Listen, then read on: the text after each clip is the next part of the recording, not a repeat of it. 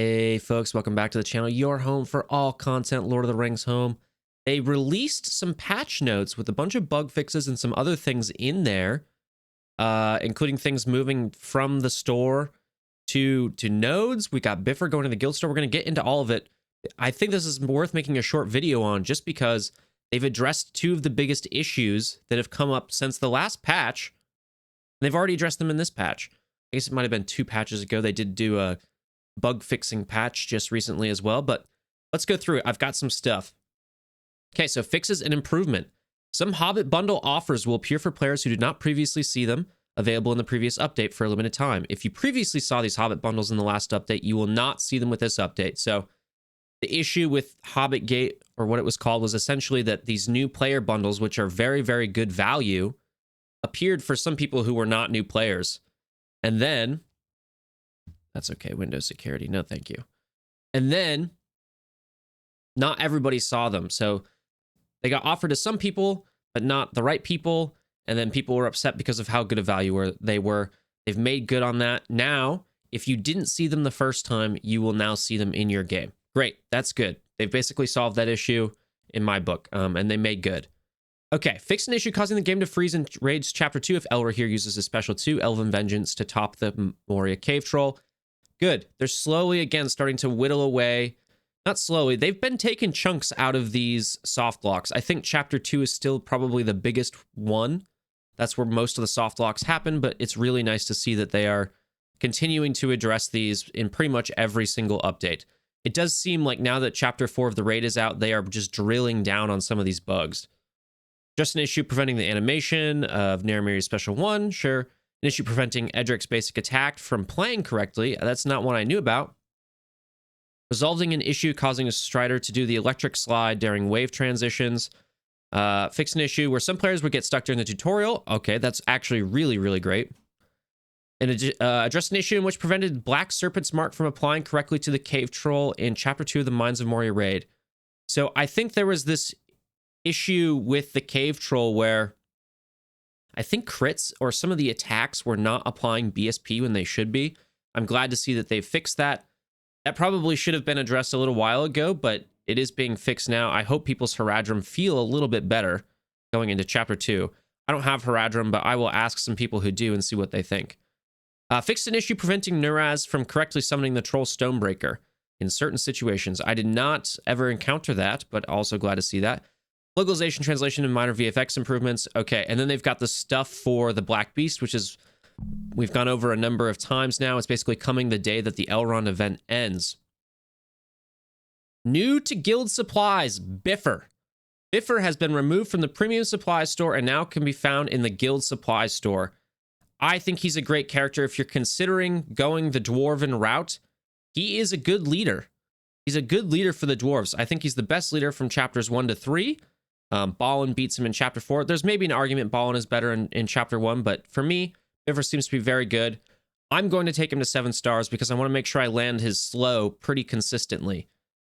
Guild Store is a great spot for it too. I've maxed out Miri and Wubate, and I think Bifur is a good place to go. That's just great news. I'm going to be honest, that's just great news. I'm a big fan of that. New to premium supplies, Denethor. That makes sense. Bifur out, Denethor in. New to campaigns, Aldrid and Brute the Brute. Okay, so both, they're starting to move characters out of like the premium only characters. They're starting to move them out to the campaigns. That's awesome. I would have hoped to have seen Great Goblin. Maybe he'll be coming sooner rather than later.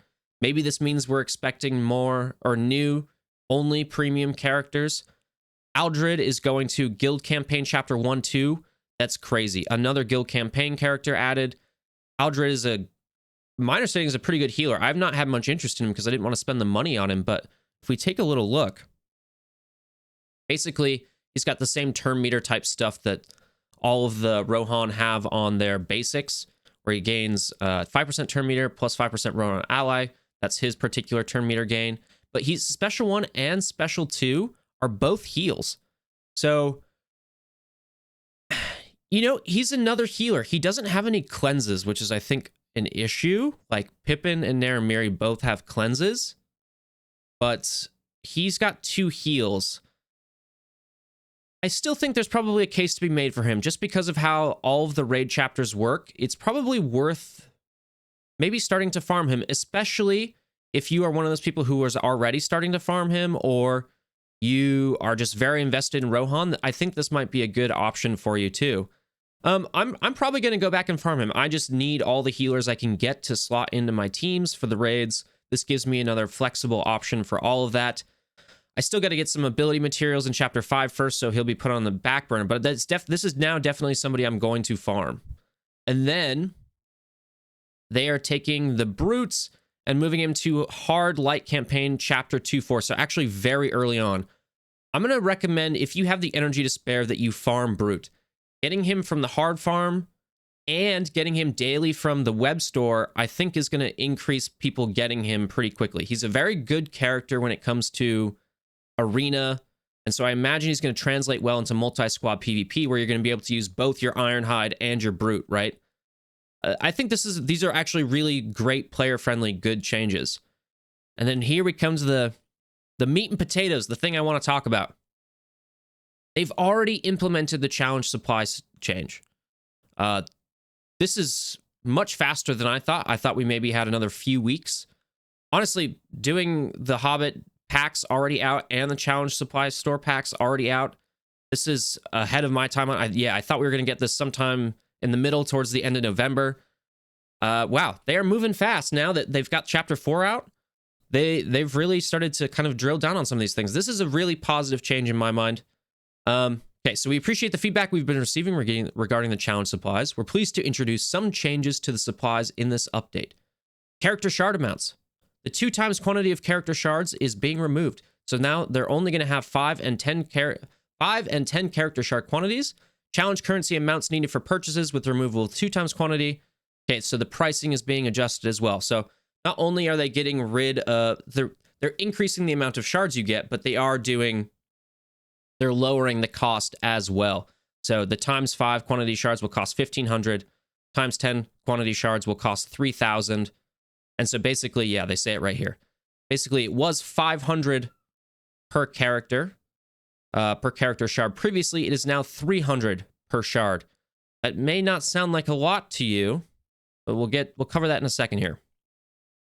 Of note, existing characters who have shards in the challenge supplies, including the recently added T-Beb, will have all of their costs adjusted to reflect the above. So they've done 3 things here, which is pretty impressive. They increased the number of shards, they've lowered the cost per shard, and they've made sure that the parity for pricing is all the same, is even rather. This is, I think, a really good change. So what does it mean? 500 to 300, that doesn't sound like a lot, right? Well, I've got a spreadsheet. Okay, so you get about 5,400 challenge currency a week from the maxed out challenge currency challenge. And we know that it's about 300 currency per shard. What that means is that you're getting about 18 shards per week.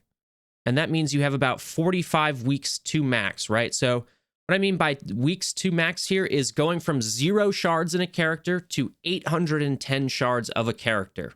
And you're only getting it from the challenge store.